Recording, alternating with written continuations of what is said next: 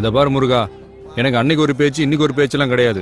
என்னைக்குமே ஒரே பேச்சு தான், ஒரே மூச்சு தான். ஏன் கட்சி ஜெயிக்கணும். அதாவது இன்னைக்கு தமிழ்நாட்டில் ஒட்டுமொத்த பட்டியலின சமுதாயம், ஒடுக்கப்பட்ட சமுதாயம் எங்களுக்கு ஆதரவு கொடுத்தா நிச்சயமா நாங்கள் ஒரு தலித் சமுதாயத்தை சார்ந்தவர் முதலமைச்சரை நாங்க ஆக்குவோம். அடா பாவி, காதுல பூ சுத்தலாம். இவன் 70mm பிலிமையே சுத்தி இருக்கான். இது வெறும் பேச்சு கிடையாது.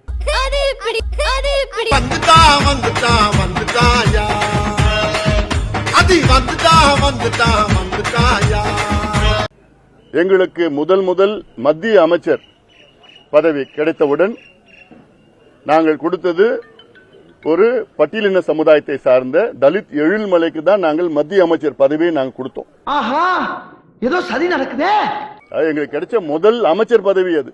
அது நாங்க வெறும் பேச்சு மட்டும் இல்ல, நாங்க செய்வோம். ஏர் ஓட்டுறவன் இளிச்சவாயனா இருந்தா மாடு மச்சான்னு கூப்பிடுமா?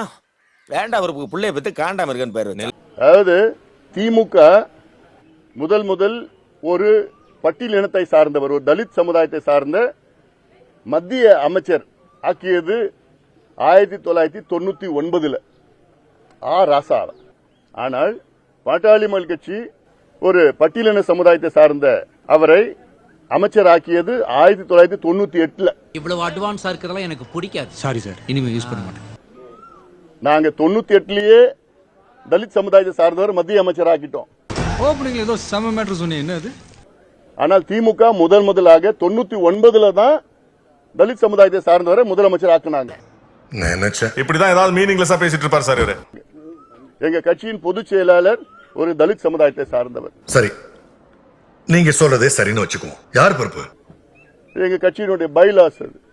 இன்னைக்கு பட்டியலின சமுதாயத்திற்கு அதிகமா செய்தது எங்களுடைய மருத்துவர் ஐயாவும் பாட்டாளி மக்கள் கட்சி தான். வேற யாருமே கிட்ட கூட வர முடியாது. உங்க மாதிரி 4 பேர் நாட்டுல இருந்தா அந்த நாடு கோவிந்தா.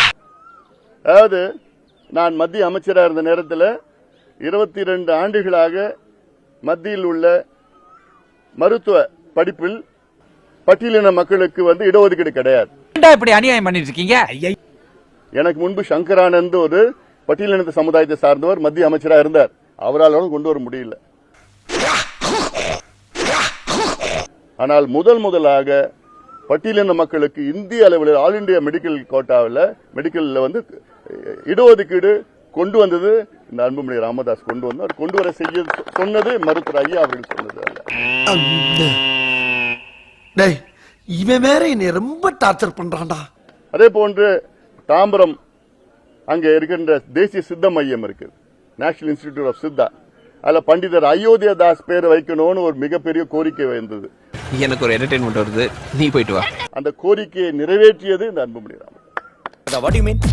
அதாவது பத்திரிகாரங்கிட்ட இந்த மேட்டர் மாட்டுச்சுன்னா பேப்பர்ல கூட வரும். பண்டிதர் அயோத்தியா தாஸ் என்பது ஒரு பட்டியலினத்தை சார்ந்த ஒரு சித்த மருத்துவர். அப்படி அவர் பேரை வைத்து அது ஒரு அவருடைய சிலையை அங்க போய் திறந்திருக்கிறோம். நம்ம திறந்திருக்கிறதால அதே போன்று குடிதாங்கின்னு ஒரு ஊர்ல மருத்துவர் ஐயா அவர்கள் அங்கே சென்று ஒரு பட்டியலின சமுதாயத்தை சார்ந்த ஒரு பிணத்தை தன் தோளிலே சுமர்ந்து ஊர் நடுவிலே சுமர்ந்து அடக்கம் செய்தவர் எங்களுடைய மருத்துவர் ஐயா அவர்கள். இதுக்கு பேர் என்ன தெரியுமா? Poison murder. இதுக்கு தண்டனை என்ன தெரியுமா? ஜென்மம். ஞாபகம் வச்சுக்க. இது ஏதோ ஒரு விளம்பரத்துக்காக நாங்க பண்ணல. நாங்க அதெல்லாம் இப்ப எதுக்கு வான்கோழி முட்டை போடுற மாதிரி வாய வச்சு நிறுகிற? Relax moms. அது மட்டும் இல்ல, டெல்லியில நான் அமைச்சராக இருந்த நேரத்தில் தோராட் கமிட்டின்னு ஒன்று உருவாக்கி இந்தியாவில் உள்ள மருத்துவ நிறுவனங்களில் மருத்துவ கல்வி நிறுவனங்களில் பட்டியலின மாணவர்களுக்கு ஏதாவது பிரச்சனைகள் இருந்தால் அதை சரி செய்வதற்காக டிஸ்கிரிமினேஷன் சொல்றது, பாகுபாடு அது இருந்தால் அதை சரி செய்வதற்கு ஒரு தோராட் கமிட்டியை நான் தான் உருவாக்கி அதுல நான் சரி செய்தேன். இவன் பச்சை புள்ள மாதிரி இருக்கானா இல்ல அப்படி நடிக்கிறானு எனக்கு சந்தேகமா இருக்கு. ஒவ்வொரு அங்க இருக்கிற எய்ம்ஸ்லயோ அல்லது ஜிப்மர்லயோ பிஜிஐ சண்டிகர்லயோ நிம்மான்ஸ் இது போன்ற நிறுவனங்கள் எல்லாம் அது சரி செய்தது எல்லாமே. இவளை இப்படியே வளர விட்டா நாம வளர முடியாது. பார்க்கலாம். அதனால இவ்வளோ இன்னும் ஒரே நாள்ல 7 அம்பேத்கர் சிலையை திறந்தது எங்க ஐயா தான். இப்படியே பேசிட்டு இருந்தா உனக்கு பைத்தியம் தானா பிடிக்கும்? பைத்தியம். பட்டியலின சமுதாயத்தை சார்ந்த தலைவரும் செஞ்சது கிடையாது, எங்க ஐயா தான் செஞ்சிருக்கிறார். என்ன பிரச்சனை உனக்கு? சொல்லுப்பா, என்ன பிரச்சனை உனக்கு? அதே போன்று அருந்ததியர் உள்ஒதுக்கீடு இப்ப உச்சநீதிமன்றம் எடுத்திருக்காங்கல்ல, அதற்கு முதல் குரல் கொடுத்தது எங்க ஐயா, போராடுது எங்க ஐயா, மாநாடு போடுறது எங்க ஐயா, அன்றைய முதலமைச்சர் கலைஞரை வலியுறுத்தி கொடுக்க செய்தது எங்க ஐயா தான். என்னடா முட்டாத்தனமா பேசிக்கிட்டு இருக்க முட்டா பயல. இப்படி எவ்வளோ திட்டங்கள் நன்மைகள் தாழ்த்தப்பட்ட சமுதாயம், பட்டியலின சமுதாயத்திற்கு தொடர்ந்து நாங்கள் செய்து வருகின்றோம், இன்னும் செய்ய காத்துக் கொண்டிருக்கின்றோம். என்னமோ சொல்றீங்க, பெரிய பெரிய வார்த்தையெல்லாம் பேசுறீங்க. அதனால இதெல்லாம் ஒட்டுமொத்த நாங்க கேட்கறதுனா, இந்த தமிழ்நாட்டில் ஒரு நன்மை நடக்க வேண்டும் என்றால் அதற்கு நிச்சயமாக ஒரு மாற்றம் வேண்டும். ஜப்பான்கார என்னென்னமோ கண்டுபிடிக்கிறா, நான் எதை கண்டுபிடிச்சிட்டு தொடர்ந்து இதே ஆளுங்க தான், இவங்க தான் 57 ஆண்டு காலமாக தொடர்ந்து இவங்க வந்துட்டு இருக்கிறாங்க. நம்ம யாருன்றது முக்கியம் இல்ல, நம்மளால என்ன முடியும்ன்றதுதான் முக்கியம். ஒரு மாற்றம் வரணும்.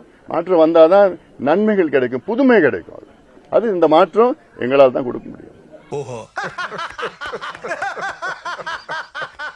மாண்புமிகு முதலமைச்சர் அவர்கள் தொலைபேசி மூலமாக என்னை அழைத்திருந்தார்கள். வந்த விஷயத்தை சொல்லு. நாங்கெல்லாம் ஒரு பிளான் அப்படியே பிச்சு போட்டோம்னா அது பகீர்னு பத்திக்கிட்டு எரியும். குறிப்பாக நம்முடைய முன்னாள் முதலமைச்சர் மாண்புமிகு கலைஞர் கருணாநிதி ஐயாவுடைய 100 ஆண்டு கால சாதனையாக 100 ரூபி காயின், 100 ரூபாய் காயினை ரிலீஸ் பண்ணணும் அப்படிங்கிறது மாநில அரசு மத்திய அரசுக்கு அனுமதி கேட்டிருந்தாங்க. மத்திய அரசு அனுமதி கொடுத்திருந்தாங்க. அந்த ஆளை யாருன்னு நினைச்சேன்? அவருடைய ரேஞ்ச் என்ன தெரியுமா? மரியாதை என்ன தெரியுமா? அந்த நிகழ்வுக்கு நம்முடைய பாதுகாப்புத்துறை அமைச்சர் திரு ராஜ்நாத் சிங் ஐயா வர்றாங்க. இந்த நிகழ்வுல ஞாயிற்றுக்கிழமை சாயங்காலம் பங்கேற்கிறாங்க. உனக்கு என்ன வேணும்? கீழே உட்கார்ந்து கலாணி பழப்பூரா கரெக்ட் பண்ணிக்கிட்டு சொகுச்சா ஜொலிக்கிற. எங்க பொழப்பு ரொம்ப டேஞ்சர் பொழப்பியா. முதலமைச்சர் அவர்கள் தொலைபேசி மூலமாக அழைத்திருந்தார்கள். இந்த விழாவிற்கு வர வேண்டும் என்று அன்போடு அழைத்திருந்தார்கள். இன்னைக்கு நம்முடைய அலுவலகத்திற்கும் திமுகவினுடைய அலுவலக செயலாளர் அண்ணன் பூச்சி முருகன் அவங்க அனுப்பிச்சிருந்தாங்க பத்திரிகையோடு. இதை ஏன் முதல்ல சொல்லல? ஆனால் எங்களை பொறுத்தவரை இதையெல்லாம் எங்களுக்கு நாங்கள் அரசியலாக பார்க்க போவது கிடையாது. காரணம், கலைஞர் கருணாநிதி ஐயாவுக்கு கிடைக்கக்கூடிய மரியாதை கிடைக்க வேண்டும். என்ன தத்துவம், என்ன தத்துவம். அதுக்கு நம்முடைய ராஜ்நாத் சிங் ஐயா வர்றாங்க. அந்த விழாவில் பாரதிய ஜனதா கட்சி நாங்கள் பங்கேற்போம். அப்ப மூடியாச்சு. எங்க திறக்க வர்றீங்க? நம்முடைய மத்திய இணையமைச்சர் அண்ணன் முருகன் அவர்களும் பங்கேற்பாங்க. நானும் அந்த நிகழ்வுல பங்கேற்போம். 311 நதியில எத்தனை நதிகள் பிரையாரிட்டி 1? பிரையாரிட்டி 1ல இந்திய அளவில் இருப்பது 4 நதிகள். அந்த 4 நதிகளும் தமிழ்நாட்டை சார்ந்தது.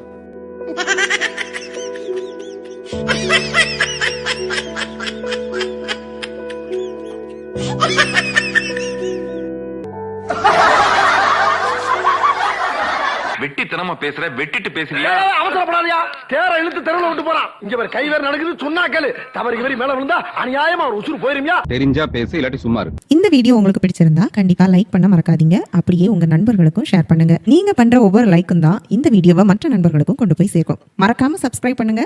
உங்க கருத்துக்களையும் கமெண்ட் பாக்ஸ்ல பதிவு பண்ணுங்க.